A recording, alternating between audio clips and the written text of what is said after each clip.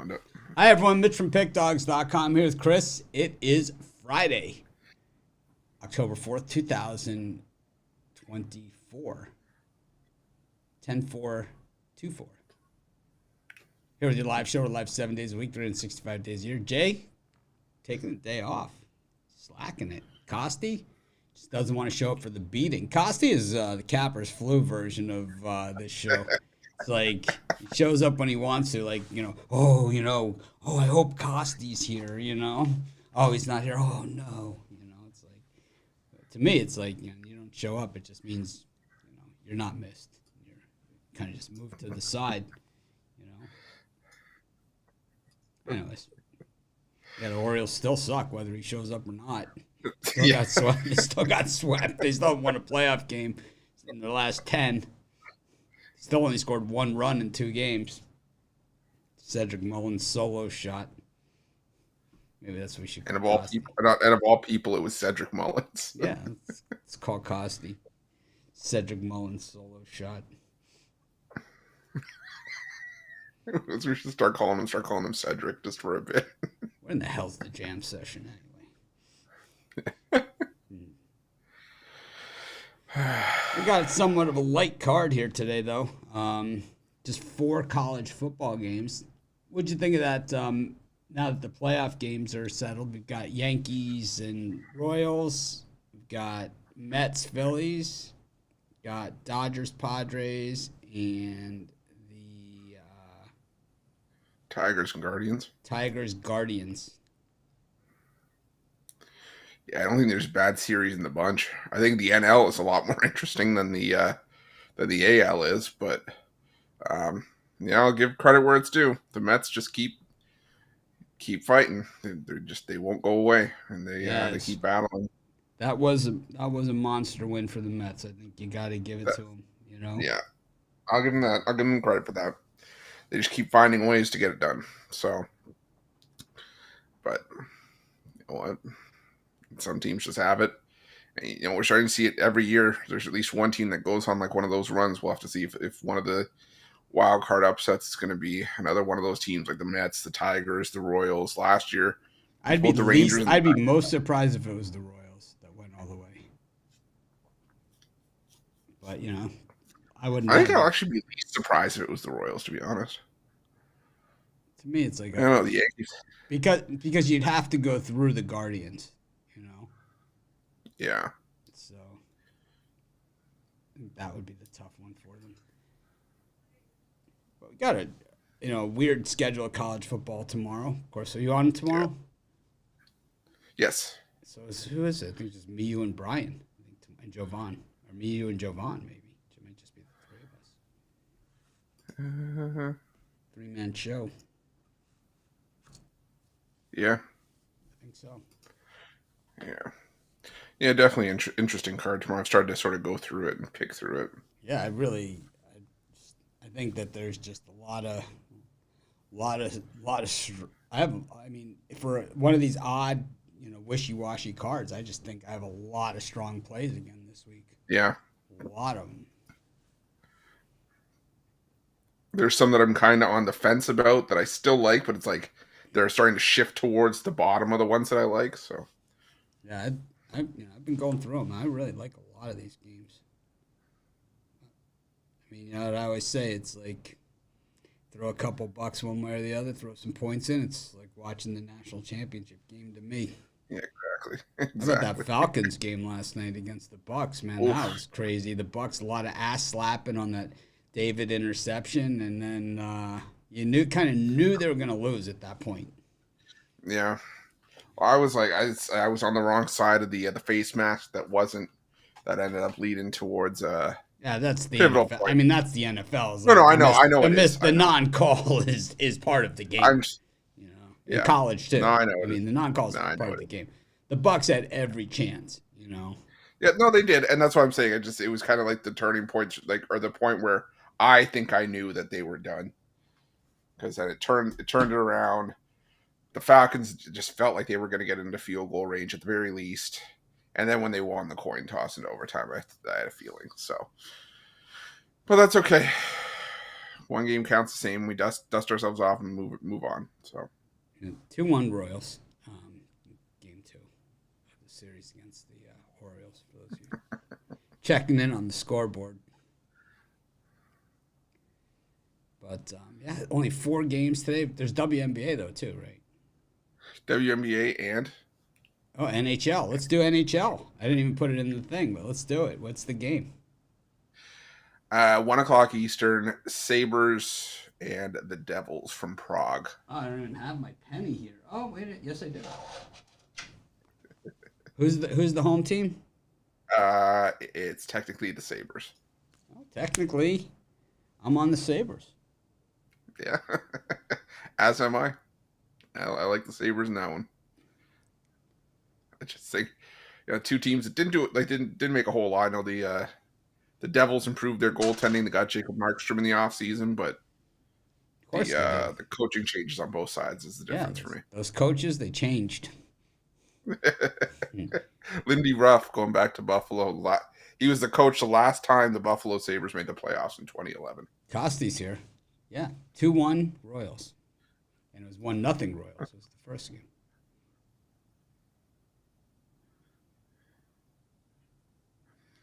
But yeah, I'm excited. A lot of excitement. I was waiting for the theme to hit. I'm not gonna lie to you. I was waiting for the segue. I didn't.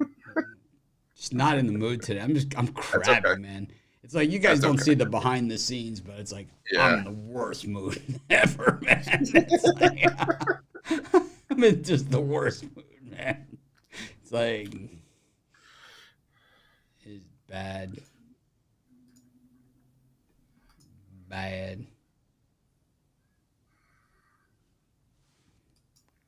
Anyways. Yeah, playoffs is always when the bandwagons come out. Like all of a sudden, people that were, with other fans, all of a sudden they're Met fans, they're all of a sudden they're, Cup fans, right? It's like, that all of a sudden which is to me, as like someone that's like the non-bandwagoners, stand by my team, sink or swim, never wavering. To me, it's the worst time. I hate it. I hate the rah-rahs. Jay, a little bit of a rah-rah too. He's a bandwagoner. Rah-rah. Yeah, a little bit of a. He likes the hype train. He likes the hype train. Hey. Does it? He loves a good hype train. Yeah, I was just about to. That's what I was going to say. He loves himself a good hype train. Does. Where are all those haters? They disappeared into the Atlanta Braves. No one cares. Not a fan show. It's like there's only one fan on the show, and that's Jay, and he's not here today. And he's a Cowboy fan. Yeah, Cowboys, Rangers, Mavericks. But he will hop aboard a hype train at any given moment. Seriously. I think, guys, I get it with his local teams, but I don't, like me, it's like, I grew up in the corner of the country, and it's kind of like it was our thing, and just the way that we always were. We only had football, growing up. We didn't have a baseball team. We didn't have a basketball team. We didn't have a hockey team. So it was always us against them.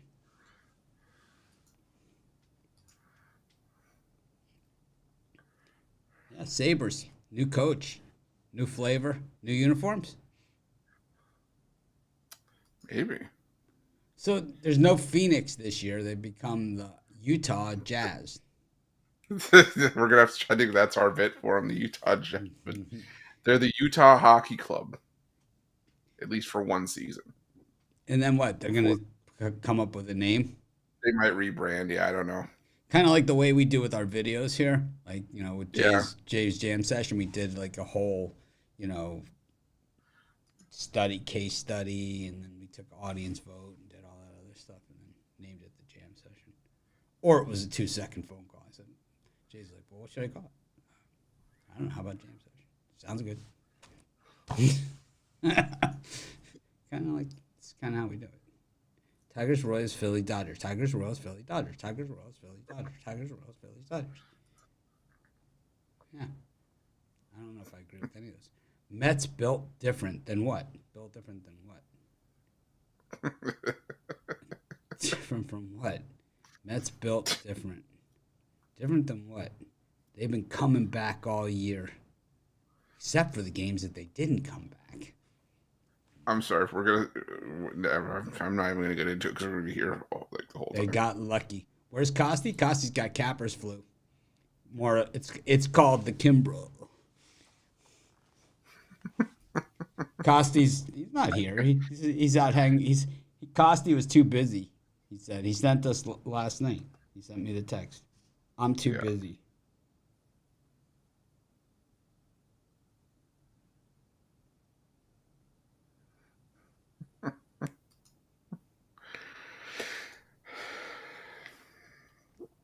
But yeah, I'm. If we're gonna say the Mets have heart, then the Tigers and the Royals have heart too. Any underdog that won in that wild card round is heart. And I'm sorry, I think the Tigers have more heart than the Mets, rallying from 55 and 63 to make the playoffs.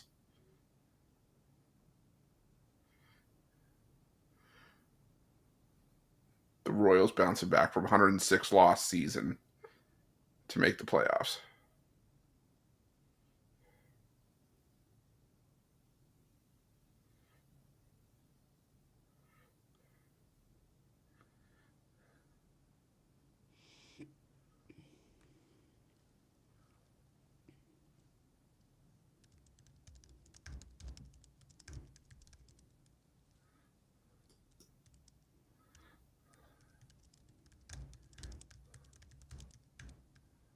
So.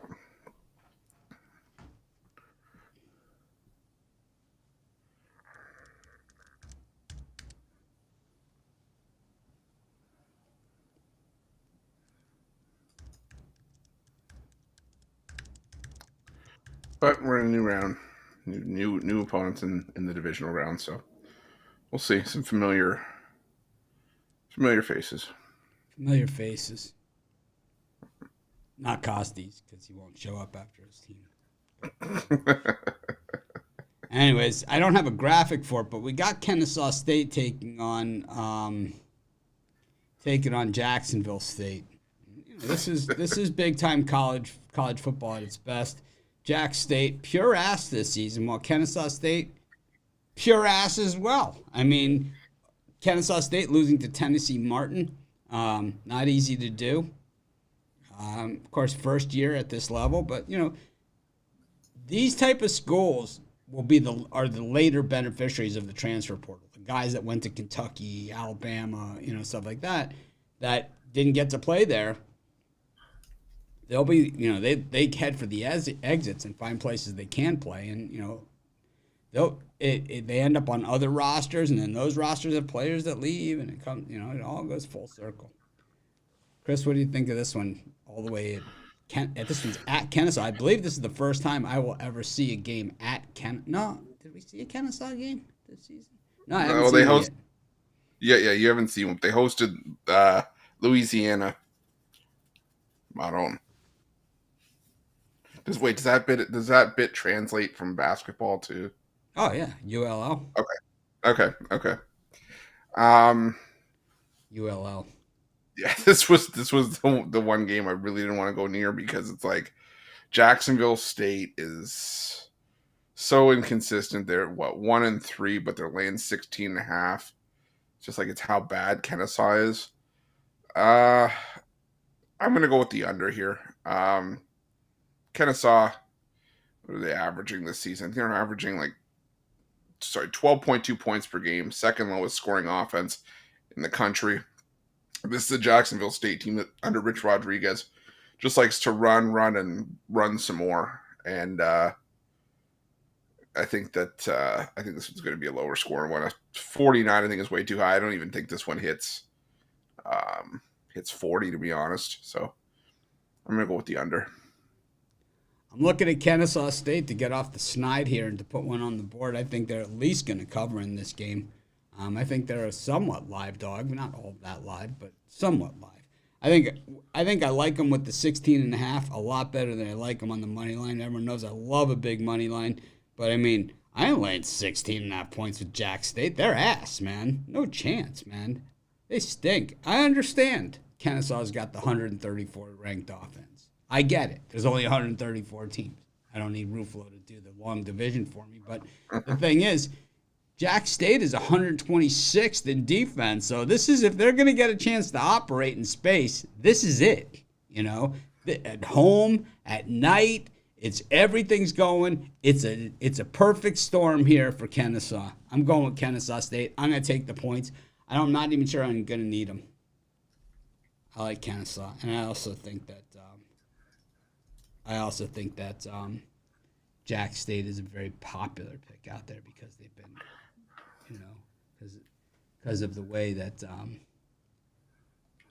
they've been straight ass on the other side of that one. Got TCU taken against Houston. Speaking of straight ass, can't spell ass without Houston. They just stink this season. I mean, they returned absolutely no one. And TCU, 1-4 against the number, 3-2 straight up. But the Cougs 1-4 straight up, 0-5 to the under. Man, these guys are just, you stink, man. They haven't scored a point in 2 games, man. Skunked twice. The old playground term. They've been skunked. 34-0 by Cincinnati, 20-0 by Iowa State. They look like the Orioles, man, trying to scrape one across against the Royals, man. That's how bad they've looked offensively.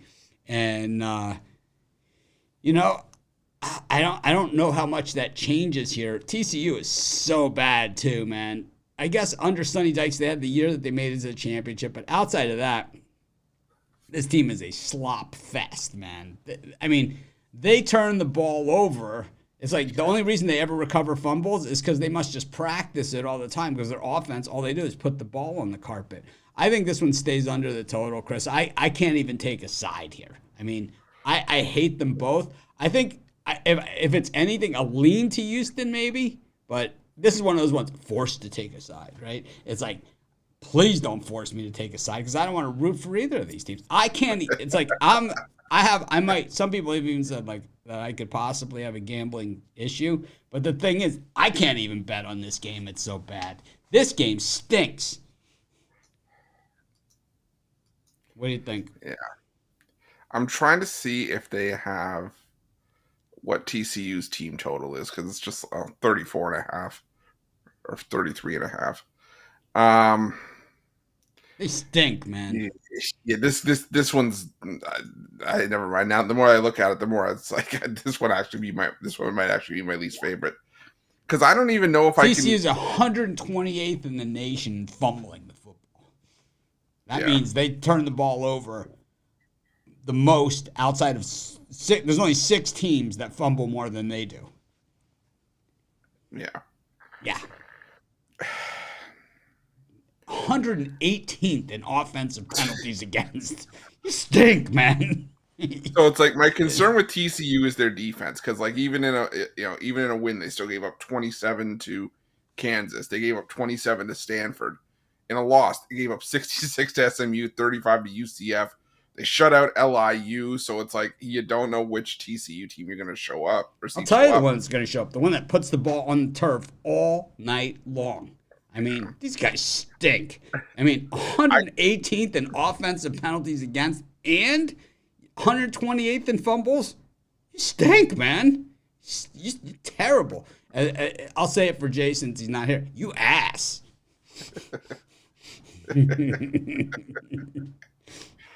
I think I'm going to take the under with you. I took TCU in the video because I'm thinking that even if Houston doesn't, or even if TCU fumbles like they always do, I think this one could be similar to what we saw against Iowa State, not from a defensive standpoint for TCU, where it's just like Houston is so bad offensively that they're 105th in fumbles lost. I mean, this is like these are two terrible teams.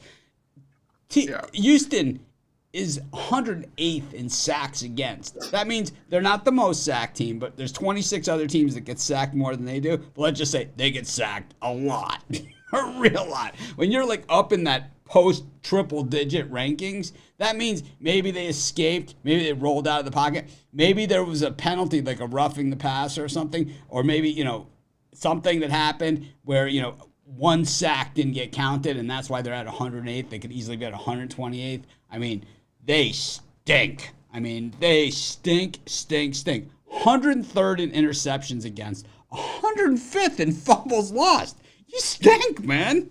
Stink. And to make it worse, TCU, not only are they horrible fumblers of the football, right? Though just a very fumbly team, they're also 121st defensively in fumbles recovered. I mean, this is a magical combination of a shitstorm. I mean, this could be the worst game between two power conference teams of the season.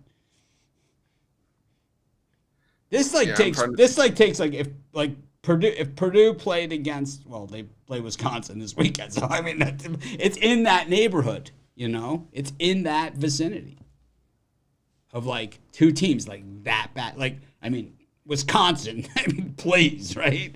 What are they? What's their quarterback? Like, they're like 115th in passing or something, or 115th in offense. I mean, they're cute. Wisconsin's like one of those teams that's like, there's only 134 teams, yet somehow they're 138th in QB rating. It's like, how is that even possible?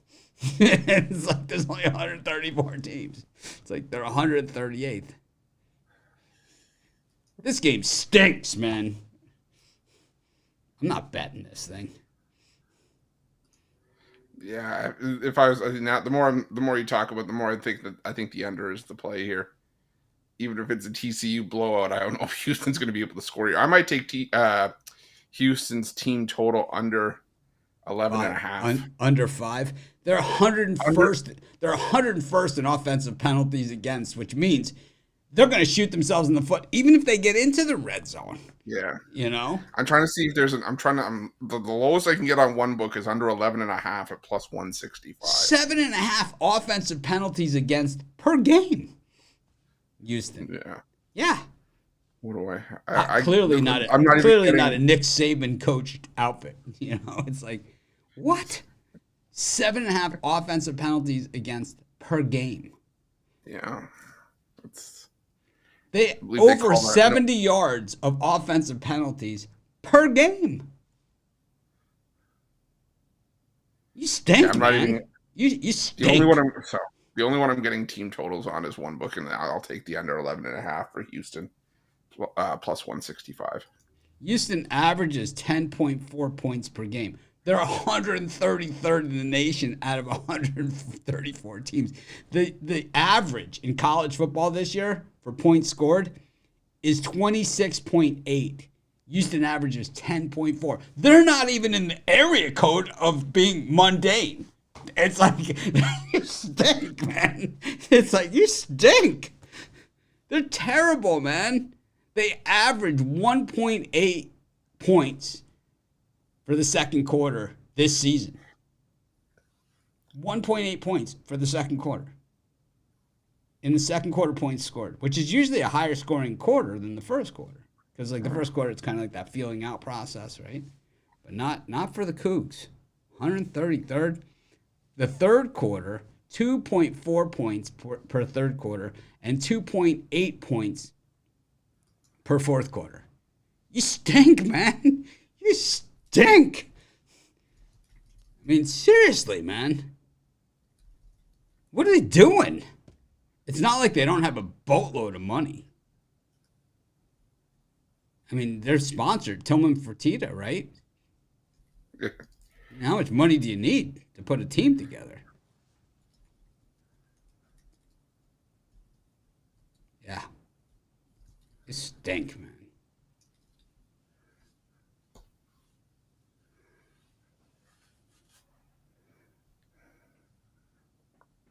It's bad.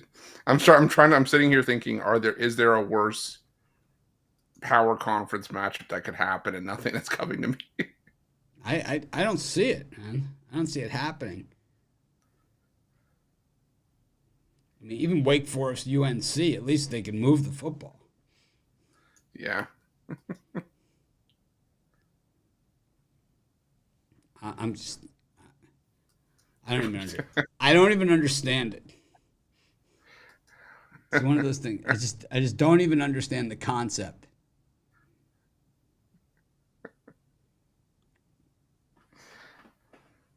terrible, man.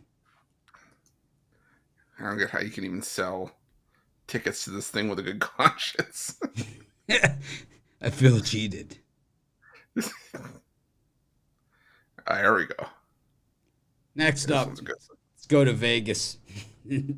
Twist my arm. Vegas up against Syracuse here. Vegas 6.5-point favorites now. Vegas always a very good cover team, but not necessarily always a favorite. They're more like a road dog cover team. Chris, what do you think of this one? I like UNLV here.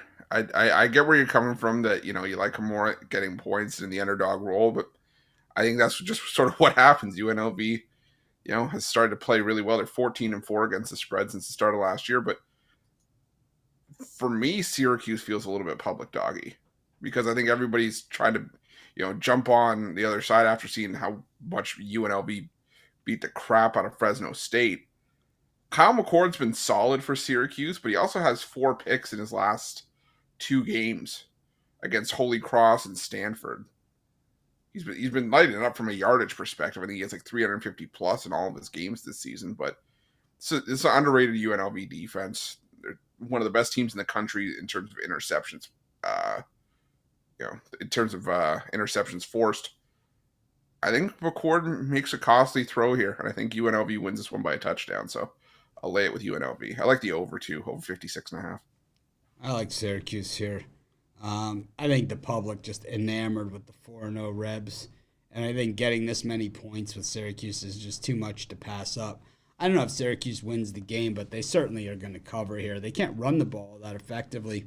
And, UNLV, their specialty is stopping the run. They are vulnerable against the pass. And Syracuse, third in the nation in passing yards, 372.5 per game. I think that, I think the Orange at least put up the fight here. I think defensively, Syracuse not quite as good, and it could be where they're in trouble. I think UNLV will move the football, but I think they're going to score a lot of field goals. And I think that's going to be the problem here. I think you look at some of the other the disgusting stuff, and Syracuse actually really can bring the heat on the when other teams do drop back to pass, and UNLV doesn't throw a lot of interceptions because they don't throw the ball that much. So I think you can take kind of 6 of one, half dozen of the other. But I think Syracuse does get sacked a little much. I think that was McCord's the rap on him at Ohio State as well. But UNLV, defensive penalties, man. You can't cover, better than 3 or 4 points if you're going to get penalized that much against major conference teams. And I think that's the problem they have here. I'm going to take the points with Syracuse. I think it's a gift. It's a gift. So me and Chris really not agreeing on a ton here, except that TCU Houston game makes us want to hurl. I'm just going back looking at UNLV's games. They didn't really face anybody that had to pass, though. The only team that had to really put up a ton of numbers against from a passing perspective was Fresno State, but that's because they were behind early. I don't know. Don't be a hater. You got Michigan State. Michigan State taking on Oregon. The Ducks, to me, of the highly ranked teams, Oregon looking the most beatable of all of them. Certainly, they've got a very, very much a look-ahead spot here with Ohio State on deck. And, Michigan State here. Michigan State really shot themselves in the foot last week against Ohio State. They had a chance to make – it could have been, at halftime, a tie game or nip and tuck. Instead, it was Ohio State scoring a late touchdown, kind of putting it away in the first half. But Michigan State got inside the red zone. They just kept fumbling it, man. They looked like TCU. They were just putting the ball on the carpet the whole time. Meanwhile, I think Oregon, Dylan Gabriel, less than impressed. And I think that, Lanning's teams here at Oregon, what we've seen from them traditionally, not just this year, but just the last year as well, they get up in games, and in the second half, they score like 0 points. You can't lay this many points with a team that doesn't score points in the second half. You can't do it. Can't be done. Taking Sparty, I'm going to take the points. Chris? Yeah, initially Loves Oregon. He loves Oregon. I was leaning towards Oregon in this game just because I'm not a huge Sparty fan right now, but I also think that the under is probably the better way to go. Like I said, I do think Oregon covers, but think about Sparty's. This is what Jonathan Smith did when he was at Oregon State. I mean, Oregon State, they weren't a double-digit win team overnight. There were some bumps, and I mean, Michigan State, they barely got the win against FAU in the opener. I'm just trying to pull up the rest of their schedule. They got by Maryland on the road, and then they played Prairie View A&M, and in the last 2 weeks, the offense has sputtered. But the very Oregon, good tackling team too. Yeah, and Oregon, I think they figured some stuff out on the road. What did they figure out? What did they figure out? The Rubik's Cube or something? How to just beat up on teams that they should be beating up on. Check this shit out. All the yellow on one side, all the blue on one side, all the red, all the white, all the yellow. Check. I figured it out. We figured something out. When did you figure that out? Well, on the bus ride over to the stadium, in between lunch. We were carving up last night on the pasta before the game. We talked about some strategy. For the shots. It's like we figured this shit out. Prepping for the inter squad shot. I gotta get a Rubik's Cube for my set. I have no idea how to do those things, so I'd have to leave it how it comes in the box because once it's undone, I would never figure it out to put it back together. You ever see those guys like the championship of the Rubik's Cube when they did the Ocho on ESPN this past year? Oh yeah, where they have like the little timer and they have to put and those guys are like, it's like and then slam their hands back down of the thing. Yeah. But yeah, with Oregon having Ohio State on deck, I could definitely see them taking a bit of a more conservative approach, not put too much on film. So I like the under, lean towards Oregon.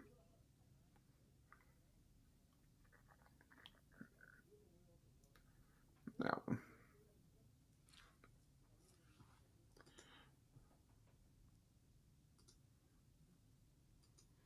Okay. Well, that's the show. Oh, unless you want to do the. I'm doing the layup session solo today, so I'm gonna have that out after the show.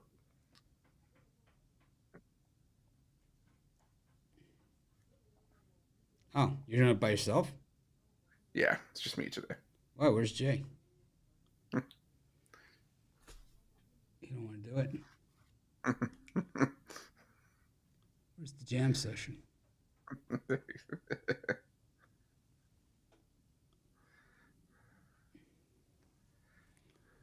All right, we can do parlays. All right, parlays. Do you want to go first? Sure. I'll take Kennesaw State and the under in the Houston TCU game. Yeah, I'll go under. Let's go under in Michigan State, Oregon, and under in TCU, Houston.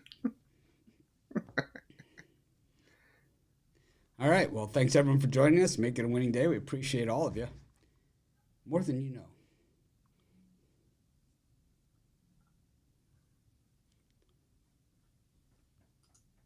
Don't worry, Jay, your job's safe.